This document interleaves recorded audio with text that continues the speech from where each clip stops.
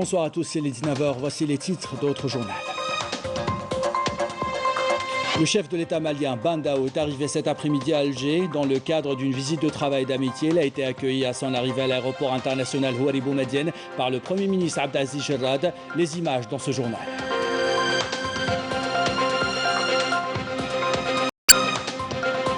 Le gouvernement mise sur le lancement des services de certification et de signature électronique pour moderniser l'activité administrative et améliorer les performances des services publics. Dans un instant, nous écouterons le Premier ministre Abdelaziz Jarrad qui a officiellement lancé au CIC les services de certification et de signature électronique.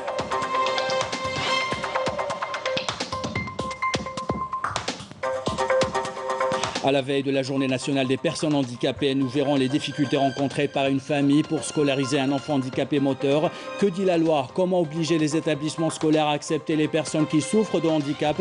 Réponse avec Kamel Bouakba dans le grand format de ce week-end.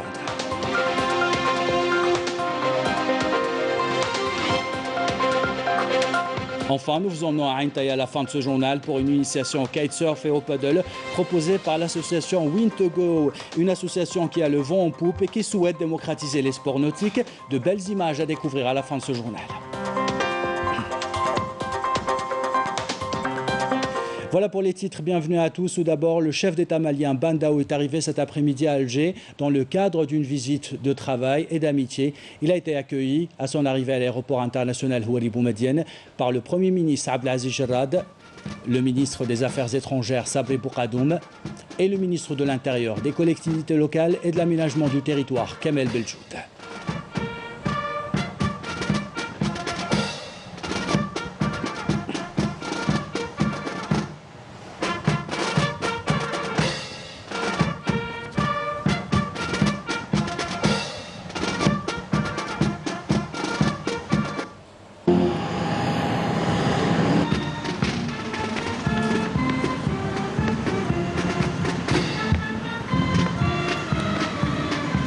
Cette visite permettra de passer en revue les relations bilatérales fraternelles unissant l'Algérie et le Mali, ainsi que les voies et moyens de les développer.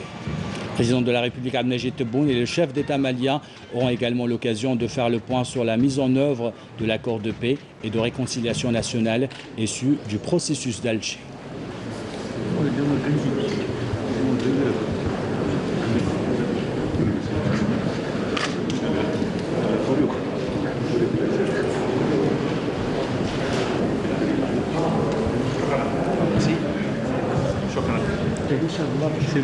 Dans l'actualité de ce samedi, le Premier ministre Abdelaziz Jarrad a officiellement lancé ce matin au CIC les services de certification et de signature électronique, un événement qui s'inscrit dans la modernisation de l'activité administrative et l'amélioration des performances des services publics.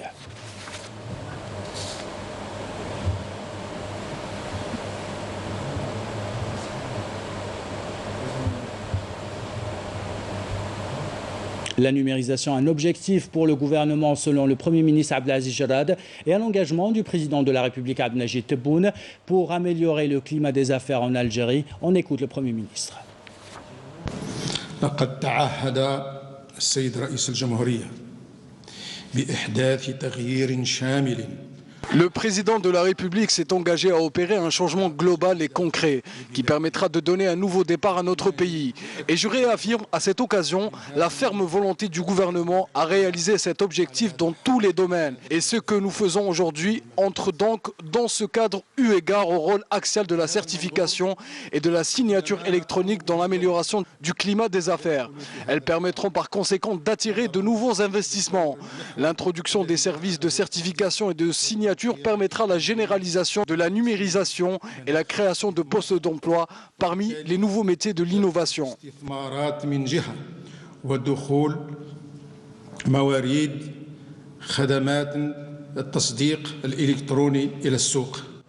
Le Premier ministre Abdelaziz Jarrad a rappelé que le gouvernement a adopté le plan national pour la certification et la signature électronique, une stratégie sûre, rapide et efficace. On écoute Abdelaziz Jarrad.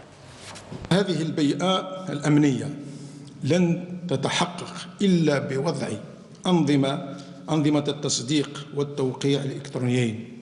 Cet environnement sécuritaire ne sera réalisé qu'en mettant en place les organismes de certification et de signature électronique, étant deux éléments primordiaux, additionnés aux conditions des échanges via Internet.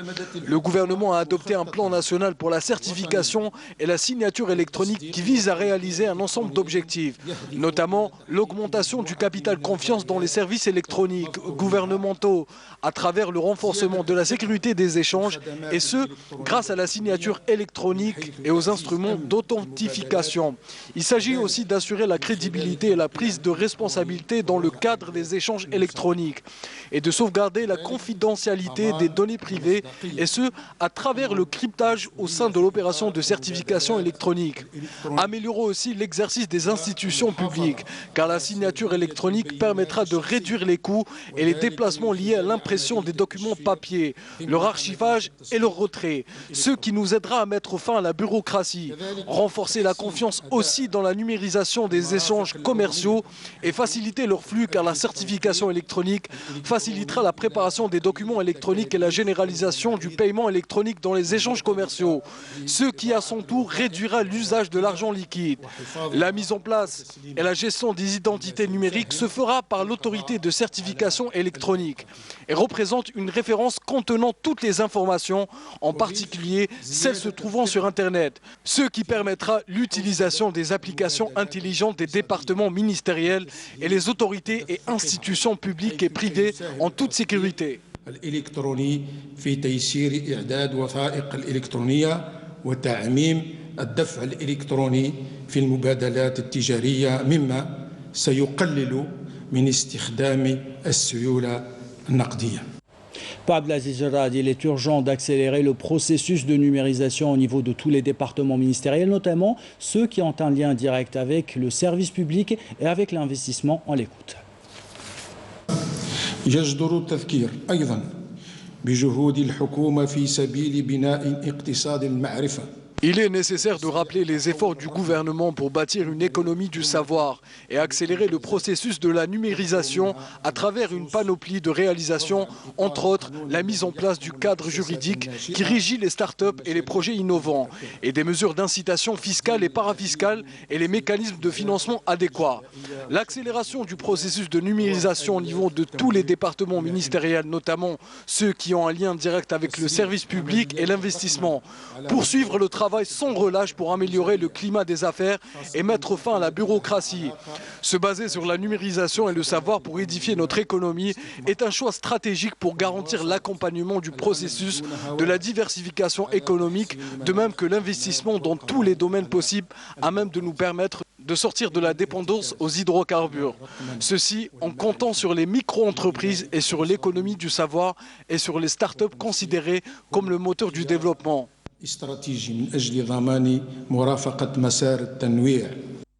Et lors de cette rencontre, le ministre de la Poste et des Télécommunications, Brahim Boumzar, a affirmé que le lancement officiel du service de certification et de signature électronique représente une étape nécessaire dans la transition numérique dans notre pays. Les détails avec Badi Amati. Réalisée par des cadres hautement qualifiés en coordination avec des experts étrangers, la certification et la signature électronique représentent un aboutissement pour une évolution technologique cohérente et constituent un bond technologique dans le processus de transition numérique en Algérie. La certification et la signature électronique sont un havre sûr assurant un ensemble de garanties à même de déterminer l'identité des opérateurs, l'état et le contenu des transactions et leur sécurisation de toute modification. C'est là une opération encadrée par des autorités indépendantes et neutres et une tendance adoptée par la plupart des législations pertinentes et consacrées par le législateur algérien. Les experts ont évoqué l'importance de l'adhésion des opérateurs économiques au service qu'offre la signature et la certification électronique pour en tirer profit. Nous sommes en contact avec 51 organismes publics et départements ministériels qui sont en phase de numérisation de leur administration et d'introduction de la certification et de la signature électronique à travers des applications pour faire bénéficier les citoyens. Cette démarche permettra aux entreprises et aux administrations publiques de faire des échanges sans recourir au papier et sans présence physique, notamment en cette période de Covid-19. Il est attendu des services lancés aujourd'hui la certification et la signature électronique, de sécuriser les échanges commerciaux et financiers. Dans le même sillage, la Chambre algérienne du commerce et d'industrie, CACI, a annoncé le lancement du certificat d'existence électronique dans une volonté affichée de se joindre aux efforts nationaux destinés à la simplification des procédures administratives. Le premier document a été d'ailleurs attribué à un exportateur algérien. Ce communiqué maintenant du ministère de la Défense nationale dans le cadre de la lutte antiterroriste et grâce à l'exploitation de renseignements, les services de sécurité du ministère de la Défense nationale ont capturé le 11 mars 2021 à Tamanrasset le terroriste dénommé Abdelaziz Ould Mentou. Après avoir tenté de franchir clandestinement le territoire national via les frontières avec le Mali, ce terroriste était poursuivi pour apologie aux activités et aux groupes terroristes dans la région du Sahel. Cette opération confirme la détermination et la vigilance de l'armée nationale populaire à traquer les criminels à travers tout le territoire national et à couper la voie à toute forme de soutien et à l'apologie aux groupes terroristes. Ce communiqué du ministère de la Communication, le parti pris flagrant dans la couverture des marches du vendredi, allant jusqu'à recourir sans retenue aucune à des images d'archives pour les antidater afin de porter secours à des résidus antinationaux constitués d'organisations réactionnaires ou séparatistes aux ramifications internationales. Le ministre de la Communication, porte-parole du gouvernement Ammar Belhimar, a convoqué le bureau de France 24 accrédité à Alger pour le mettre en garde contre ce qui s'apparente à une activité subversive illustrée par des pratiques peu professionnelles hostiles à notre pays. Consacrée journée nationale de fraternité entre le peuple et son armée pour la démocratie, et initié par le président de la République Abdelmajid Tebboune, le mouvement du 22 février culmine avec l'élection présidentielle du 12 décembre 2019. Ce qui vient après obéit à une toute autre logique.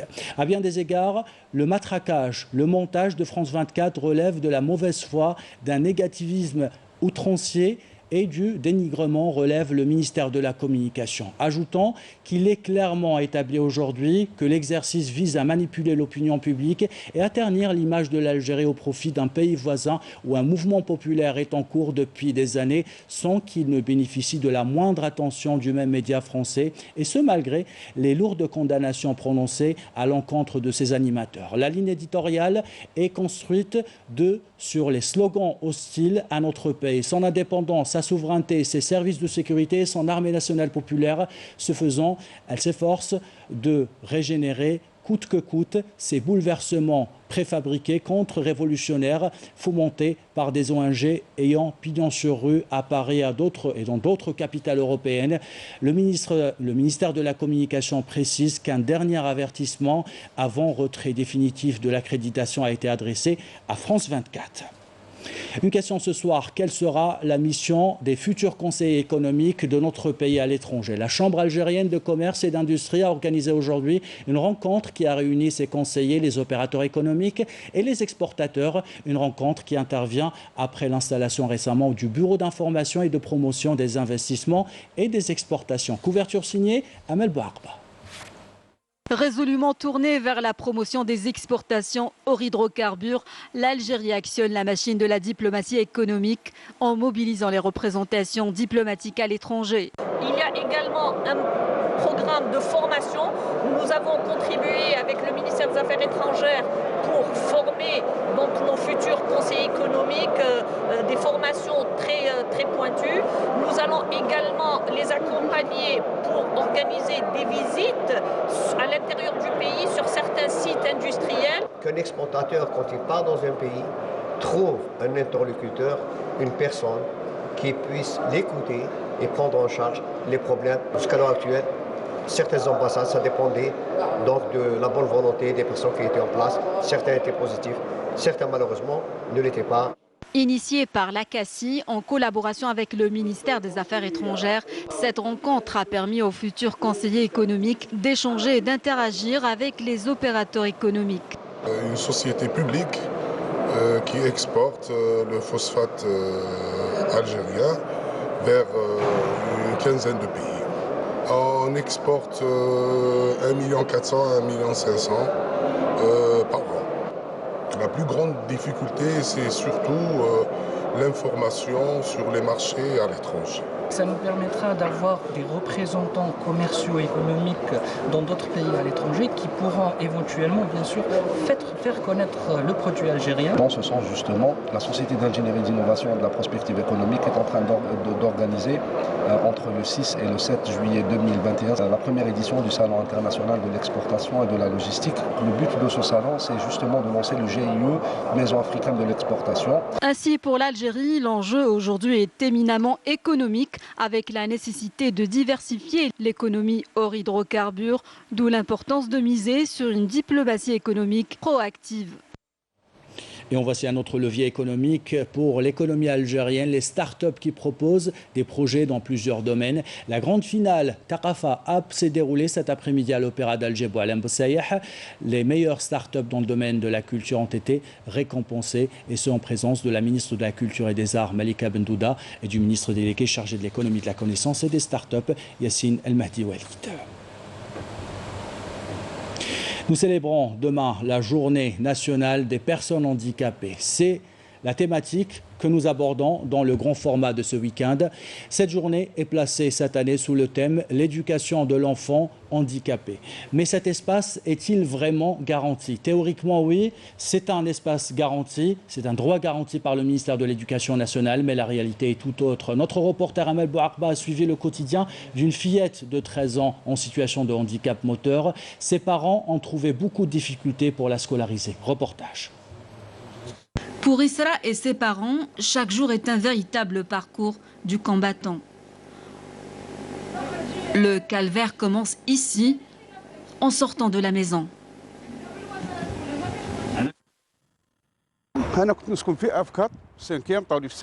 J'habitais dans un F4 au 5e étage. Je l'ai échangé contre un F3 au premier étage parce que ma fille est handicapée moteur et que j'ai du mal à la déplacer. En plus, j'ai dû faire aussi beaucoup d'aménagements pour pouvoir déplacer le fauteuil roulant. Il n'y a rien dans ce quartier. Nos enfants doivent parcourir des kilomètres pour rejoindre leur école. Il faut parcourir jusqu'à 2 km tous les jours pour arriver à l'école primaire dans laquelle leur fillette de 13 ans a été admise. La seule école qui a accepté de l'accueillir.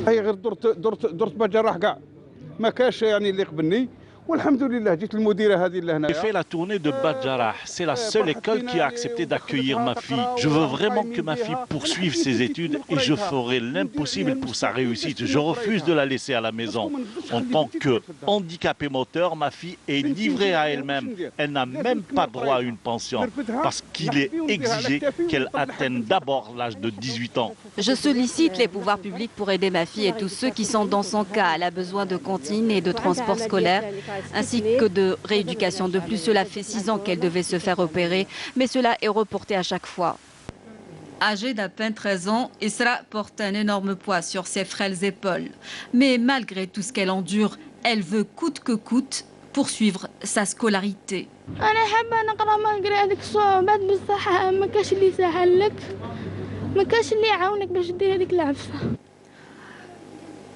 Comme les parents d'Isra, de nombreux parents trouvent toutes les peines du monde pour intégrer leurs enfants en situation de handicap moteur dans les établissements scolaires. Moi, je ne comprends pas l'attitude des parents d'abord. Les parents doivent se plaindre impérativement auprès des directions de l'éducation des wilayas, ou bien s'ils sont des gens qui sont à Alger ou limitrophes de la wilaya d'Alger, ils doivent se présenter au siège du ministère. Il y a une direction spécialisée des enfants porteurs de handicap, des enfants à besoins spécifiques. Ils déposent leur plainte parce qu'il est inadmissible, inacceptable qu'on ne puisse pas scolariser un enfant porteur de handicap. Les problèmes liés à l'accessibilité et l'aménagement des rues et des écoles se posent aussi avec acuité. Actuellement, dans le nouveau cahier des charges de la construction des nouveaux établissements scolaires, l'accessibilité est obligatoire dans les plans d'aménagement de l'établissement. Quant aux anciennes bâtisses, les anciens établissements, c'est vrai qu'on ne tenait pas compte de cet aspect-là, mais il y a des efforts qui sont faits avec les collectivités locales Et nous sommes en train progressivement d'aménager des espaces qui puissent permettre aux enfants d'accéder facilement aux établissements scolaires, non pas les établissements scolaires seulement, mais aussi des accès à leurs salles de cours. Les médecins rééducateurs mettent l'accent sur la nécessité d'intégrer les enfants en situation de handicap moteur dans des crèches et des écoles ordinaires. L'enfant va se développer dans un environnement d'éveil, c'est-à-dire que c'est des enfants qui vont jouer, qui vont parler, donc ils vont l'aider à mieux se développer. Par la suite, pour la scolarisation, c'est sûr que l'enfant qui a un handicap moteur va développer avec l'âge d'autres difficultés. Il y aura des difficultés de déplacement, des difficultés d'adaptation. Tout ça peut être pallié par une organisation au sein de ces structures pédagogiques, par l'apport d'abord d'adaptation pédagogique telle que, par exemple, il facilite la vie à cet enfant, tels que les ordinateurs, les tablettes. On peut aussi s'aider d'auxiliaires de vie scolaire. Selon les statistiques, 7647 enfants en situation de handicap moteur, soit 0,85%, sont scolarisés et affichent des taux de succès appréciables. Et des difficultés vers les solutions. Quand la technologie vient au secours des non-voyants, cela s'appelle Artovidia, un appareil développé par une start-up de Skikta et qui permet, vous allez le voir en non-voyant, d'écouter des messages audio pour lire des notices par exemple, ou tout simplement lire des livres. Adel Bouhams. Quoi de plus dur dans la vie que de devoir recourir à une canne pour savoir où mettre les pieds? Une dépendance que Abdelzak a vécue au quotidien et qu'il est en train de surmonter grâce à cette prouesse technologique, œuvre de l'équipe de Oussama qui a adapté cet appareil aux besoins de cette frange de la société. Cet appareil offre beaucoup d'avantages. Il nous permet de lire les livres, de connaître les médicaments et de reconnaître la monnaie algérienne. Ils m'ont promis de l'améliorer.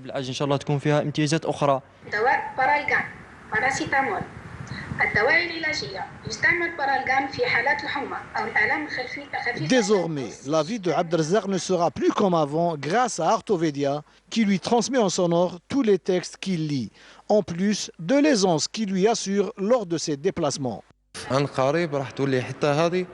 Dans un proche avenir, cet appareil te permettra de te déplacer dans les places publiques le plus normalement du monde. Il t'avertira de la présence d'obstacles sur ton chemin et que tu pourras ainsi éviter. L'avertissement sonore s'arrêtera une fois que tu t'éloignes de cet obstacle.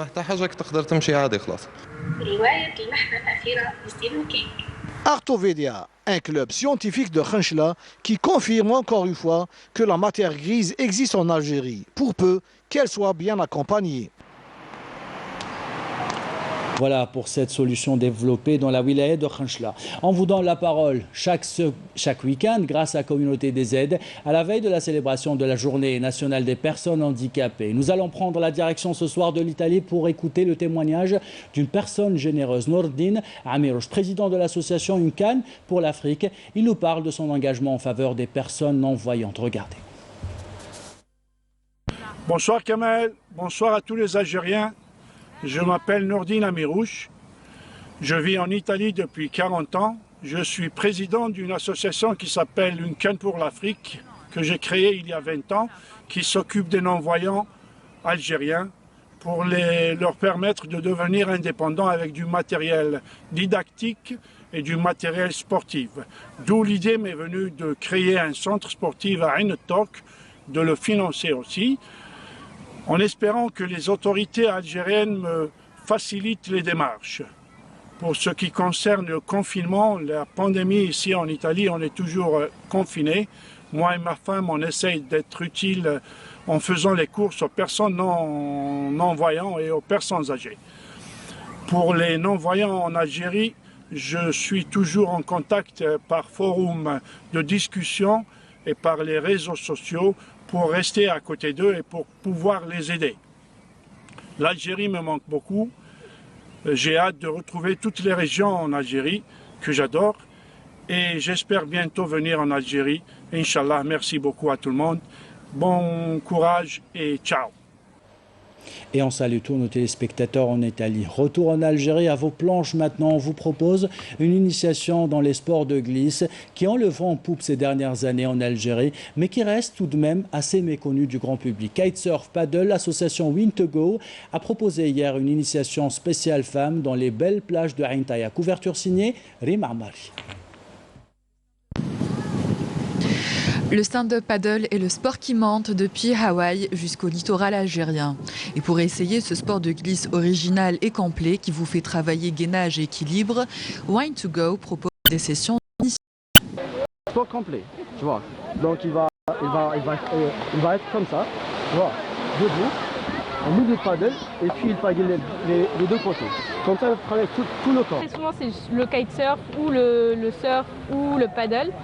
Moi, spécifiquement le paddle, parce que je trouve que c'est un sport qui, à la fois, c'est la détente et en même temps, ça me permet de profiter de la mer, de profiter du beau temps qu'on a, surtout ici en Algérie. Donc voilà, aujourd'hui, c'est une journée d'initiation pour ceux qui ne savent pas encore en faire, pour les débutants avec Win2Go. Décaplage à Ain Taïa est un véritable Éden où vous pourrez glisser debout sur le plan d'eau ou pratiquer le kitesurf, cet autre sport nautique en plein essor. Nous, on est un groupe de passionnés, comme je disais au départ. On aimerait bien partager cette discipline qui est le kite, le paddle et le windsurf, parce que c'est un sport nouveau au Fedzaïev. Et on va dire que ça fait presque 5 ou 10 ans qu'il s'est installé.